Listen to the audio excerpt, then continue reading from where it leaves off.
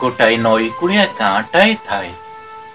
सेही गाँरे जड़े साधव आउ तांको स्त्री साधवाणी रहुथांती। विवाहर अनेक वर्ष परे भी सेमानंकर कौनसी पिलापिली न थांती। एमती दिनकर कथा। साधवाणीर कलम शाग खाइबाकू मन होला। एहा परे साधव से नई कूल को चलिला। नई रे अनेक गुड़िए छन छनिया कलम शाग भर्ती होई रही थाए। एहा परे साधव कलम शाग तोड़िबाकू नई भीतर को पशि। सेई नई रे गोटाए बौला कुंभीर रहुथाए।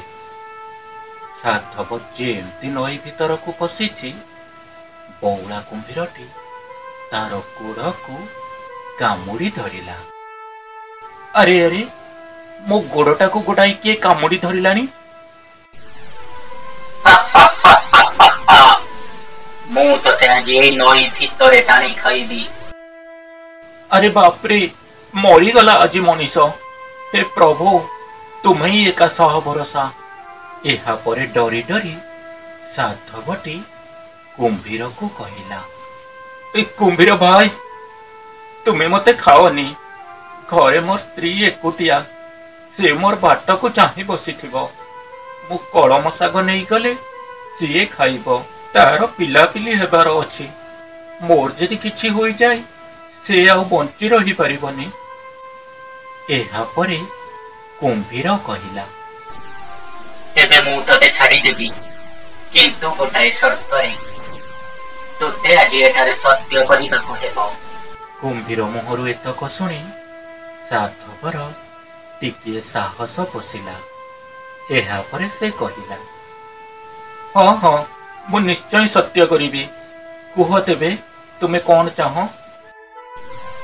तेबे सुन साधव, तोर जदि पुओ हुए तेबे तोर, आउ जदि झियो हुए तेबे ताकू 16 वर्ष पूरिबा परे ताकू आनी मते देबाकू हेबो। एहा परे साधव कुंभीर को कथा देई निजको मुकुड़ाई घर को फेरिला। एमती भावरे दिन गड़ी चलिला। साधवर झीटीए हेला। दिन परे दिन बीतवाक लगिला। चाहू चाहू साधवर झील को 16 वर्ष हेला। एथर कुंभीर आगरे देइथिबा कथा साधवर मने पड़ीगला। साधवाणी आगरे गोटी गोटी करी पूर्व दिनर कथा मने पकाई देला। सबु शुणी साधवाणी कहिला, कुंभीर कण एते दिनर कथा मने रखिथिबा?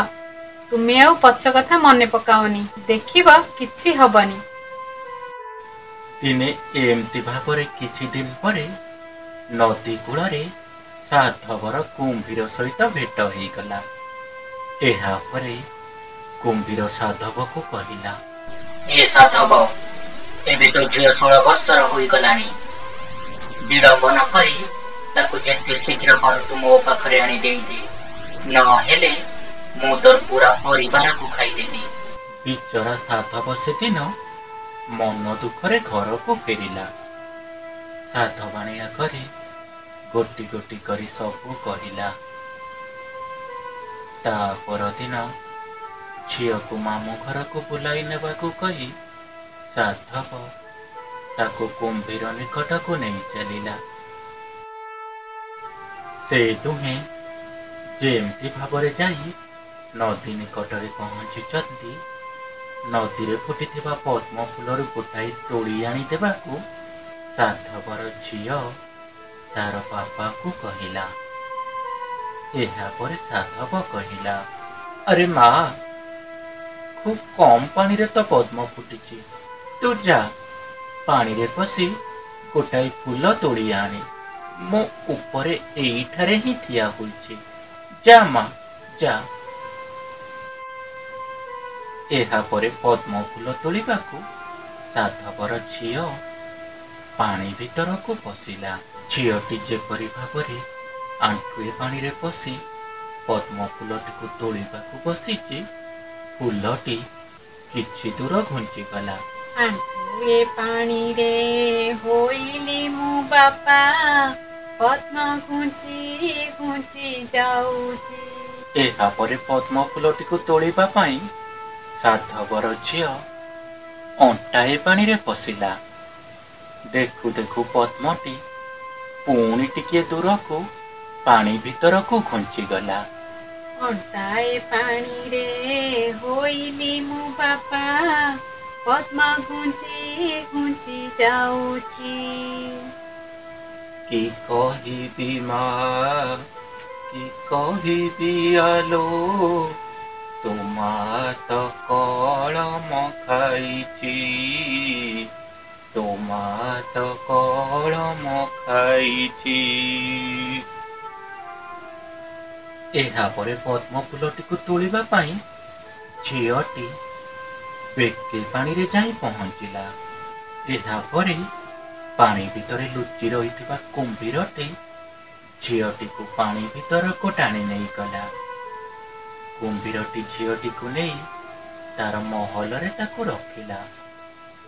କୁମ୍ଭୀର ଝିଅଟିକୁ କହିଲା, ଦେଖ ଝିଅ, ତୋତେ ପ୍ରତିଦିନ ମୋ ପାଇଁ ଖାଦ୍ୟ ସଂଗ୍ରହ କରି ଆଣିବାକୁ ହେବ। ଯେଉଁଦିନ ତୁ ମୋ ପାଇଁ ଖାଦ୍ୟ ନେଇ ନ ଆସିପାରିବୁ, ସେଦିନ ମୁଁ ତୋତେ ମାରି ଖାଇଦେବି। ସେଇ ଦିନଠାରୁ ଝିଅଟି କୁମ୍ଭୀର ପାଖରେ ରହି ତା ପାଇଁ ଖାଦ୍ୟ ସଂଗ୍ରହ କରିବାକୁ ଲାଗିଲା।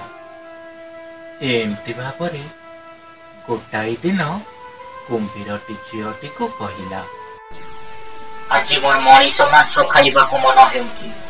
ତୁ ଯାଇ ମୋ ପାଇଁ ମଣିଷ ମାଂସ ନେଇ ଆ। ମୁଁ ତୁମ ପାଇଁ ମଣିଷ ମାଂସ କେଉଁଠାରୁ ଆଣିଦେବି?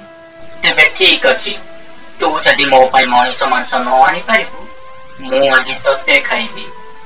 ମୁଁ ଏବେ ଯାଉଛି, ଆଗ ପଥରରେ ମୋ ଦାନ୍ତ ଗୁଡାକ ସଫା କରି ଆସେ, ତାପରେ ଆଜି ତୋର ମାଂସ ଖାଇବି। ଏହାପରେ କୁମ୍ଭୀରଟି ତାର ଦାନ୍ତକୁ ସଫା କରିବା ପାଇଁ ସେଠାରୁ ଦୂରକୁ ଚାଲିଗଲା। ଝିଅଟି ଏଥର ଏ ସୁଯୋଗର ହାତ ଛଡ଼ା ନ କରି ସେଠାରୁ ଲୁଚି ନଈରୁ ବାହାରି ବାହାରକୁ ପଳାଇ ଆସିଲା। କୁମ୍ଭୀରଠାରୁ ଲୁଚି ନିଜ ଜୀବନ ବଞ୍ଚାଇ ନଦୀ ଭିତରୁ ପଳାଇ ଆସିବା ପରେ ଝିଅଟି ଆଉ ନିଜ ଘରକୁ ଫେରିଲା ନାହିଁ। ଏହାପରେ ସେ ନିକଟସ୍ଥ ଜଙ୍ଗଲ ଭିତରକୁ ଚାଲିଗଲା।